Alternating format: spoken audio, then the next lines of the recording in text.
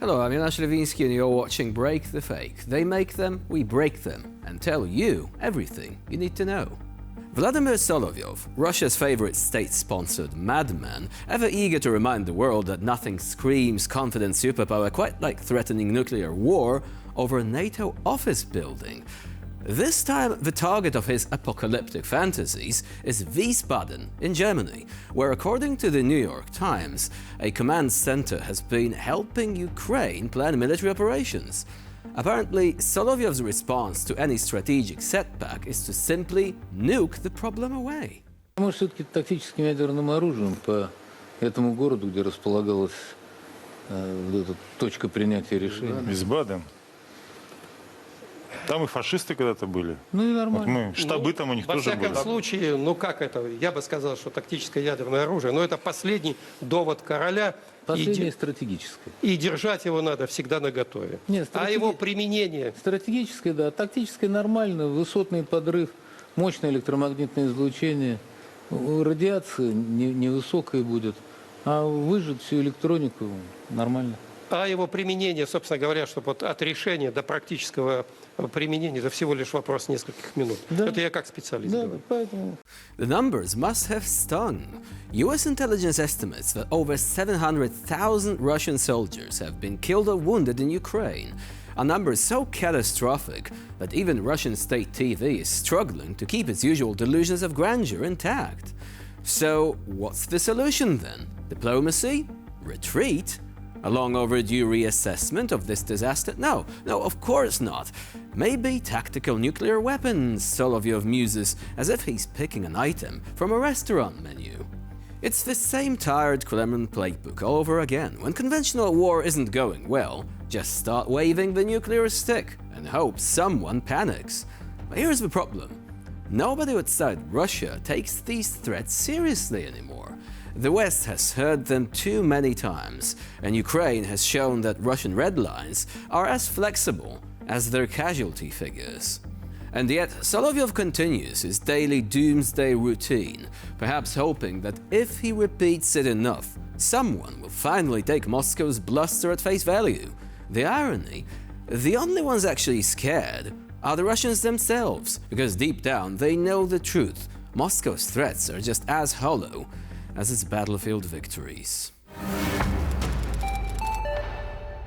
Alright, let's talk tariffs. Just as he promised, Donald Trump signed off on a new list of countries expected to pay at least 10% tariffs on exports to the US. Some, like the EU and China, had it far worse than that, in fact.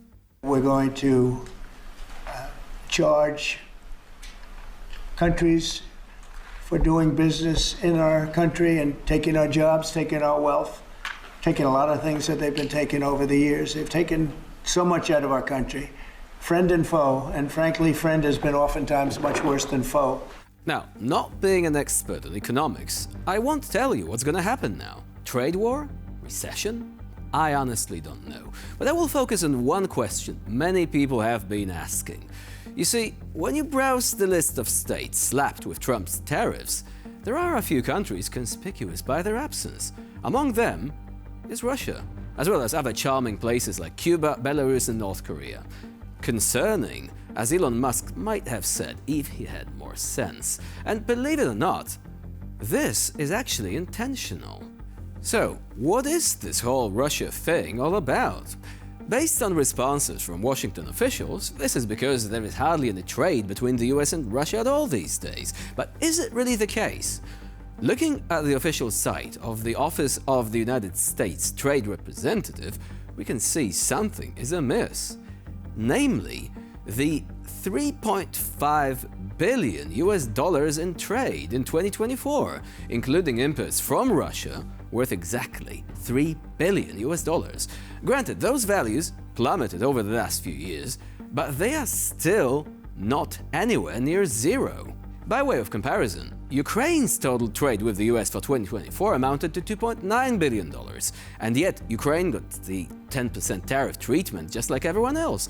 Also, the list of affected countries includes such gems as the Heard and McDonald Islands, which have no human population and are inhabited mostly by penguins. Am I missing something here?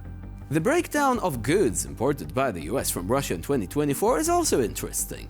Almost 1 billion in fertilizers, over 870 million in non-ferrous metals, and over 680 million in inorganic chemicals. All of this is heavy industry, which is dependent on the Kremlin. Safe to say, this money is lining Putin's pockets one way or another. Also, there is another thing. Trump is allegedly quite dismayed, pissed off, in his own words, about Putin's backtracking on Ukraine peace talks, meaning that sanctions could be on their way. Cool, finally. What sanctions are we talking about? Secondary tariffs, between 25 and 50% on oil coming out of Russia, apparently. Plus, a bipartisan group of US senators led by Lindsey Graham and Richard Blumenthal proposed a massive 500% tariff on imported goods from countries that buy Russian oil, gas, uranium, and a number of other unspecified products. Well, poggers! Great stuff, right?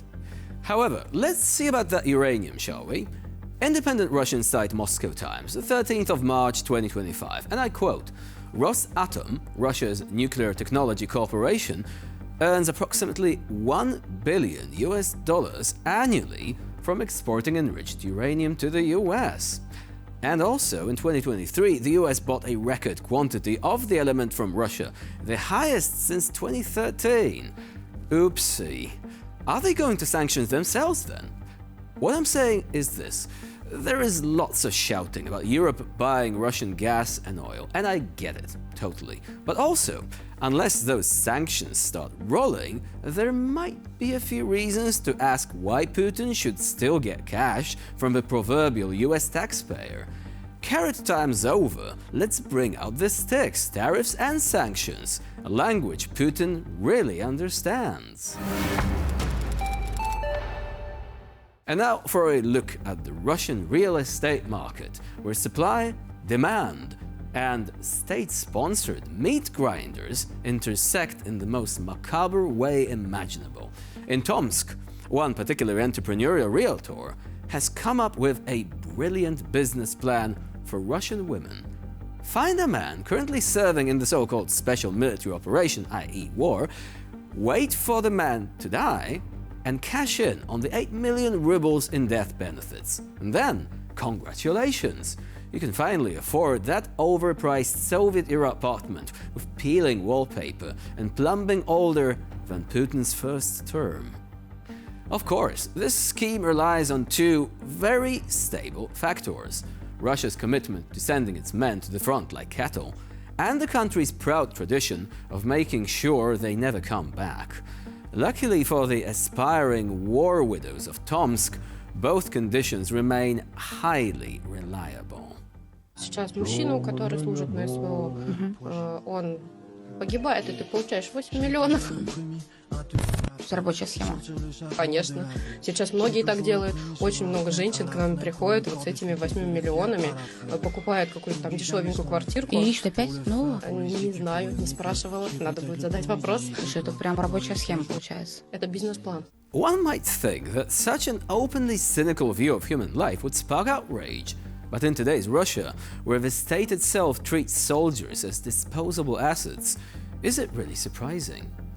When the government sees its people as little more of an ammunition, it's only natural that the people start treating war deaths as financial opportunities. And so the cycle continues. Putin's war machine keeps devouring men, their families collect payouts, and enterprising realtors turn grief into mortgages. Truly, the free market has never been so efficient. And with this, we end this episode of Break the Fake. Please stay with us here on TVP World for more latest news and updates.